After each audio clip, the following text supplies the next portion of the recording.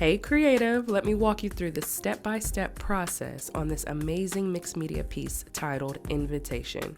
I'm starting off sketching with just a regular pencil, which I did scale my mock-up onto this canvas with a projector beforehand. I'm just going in and defining the rough draft with some more details. Sealing the sketch with a workable fixative, and now let's jump into the paint. I'm starting off with my Gesso solvent thinner, and you can find this tube dispenser on Amazon, which helps with more traditional tubes that are made out of aluminum.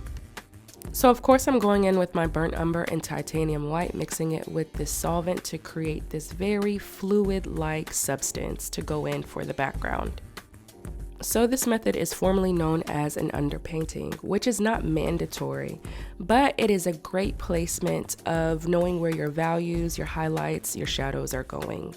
As I allow this layer to dry for a couple of hours, next I'm going to go in with my acrylic gesso and my cotton for the texture. Now I have been using this texture method for a while now without any issues, but what I have learned is that you are not supposed to place acrylic on top of oil due to it not adhering properly to the initial layer, which may cause cracks over time. I have a couple of textured pieces that I've had going on a year now, so thankfully I haven't experienced any of those issues. And I think also because the initial layer is so thin, it's more solvent than oil.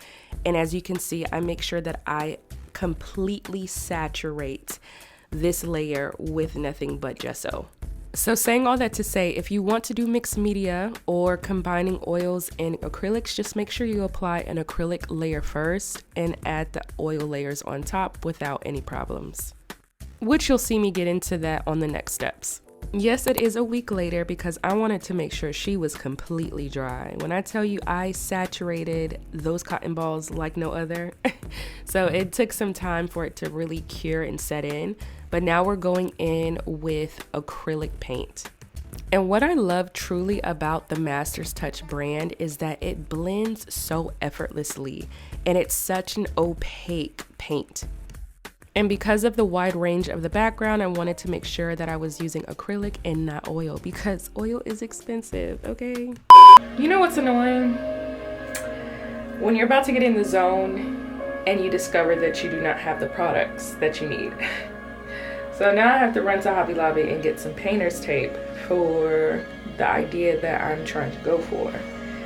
And nothing else will suffice, so. Correction, let's go to Lowe's because Hobby Lobby doesn't have green frog tape. And green frog tape is better than that raggedy blue tape that we be using. And the lines do not be straight at all, so.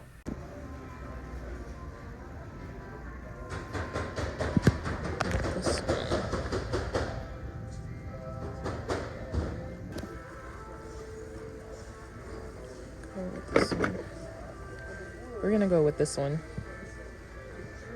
So now that we are a couple of days in with these initial layers dried, I can go ahead and go in with this frog tape and apply the metal leaf as well as the adhesive for the sun rays. One thing about me, I am a frugal artist, okay? So yes, I am taking my time ripping up this gold leaf and making sure that I'm placing it where it's supposed to go instead of using every square. Next, I'm about to go in with this blow dryer to speed up the process so I can go ahead and peel off the tape because look at this. Somebody come look at this. Perfection. Perfection.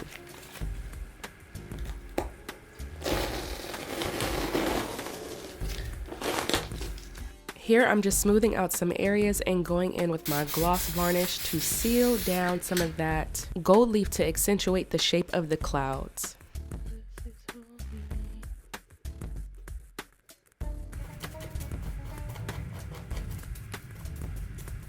Here I'm just revisiting the hand and adding some more layers and dimension.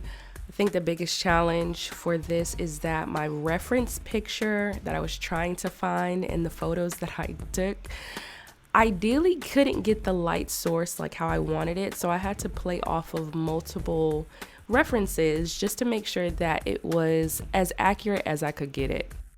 So I took a picture of my husband's hand. I had found a hand from Pinterest and I created a little hole in it trying to create the sun to beam through. And here you catch me looking at my own finger patterns just to make sure that it's imitating it as best as it can. But I think it came out pretty well. I think the more I started exercising that muscle to know where to place those highlights and those shadows, it started to bring it more to life and not looking as generic. Here I'm going in with liquid gold leaf, which you can find at Hobby Lobby, and topping it all off with my signature.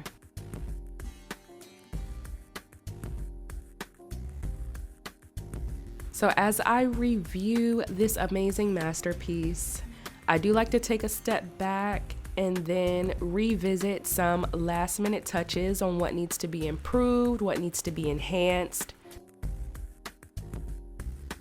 So here I'm just lightly glazing in a very halo effect around the hand just to give it that nice subtle glow.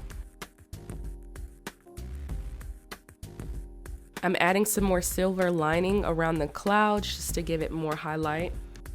And your girl almost forgot the stars, and we need those, okay? That's what gives it the chef's kiss. Glazing in some deep bellows for the clouds, and then we are good to go. Dang, this thing is heavy.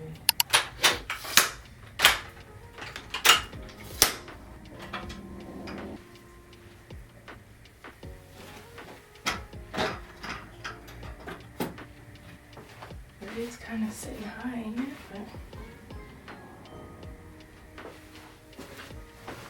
let's see how it looks on the picture.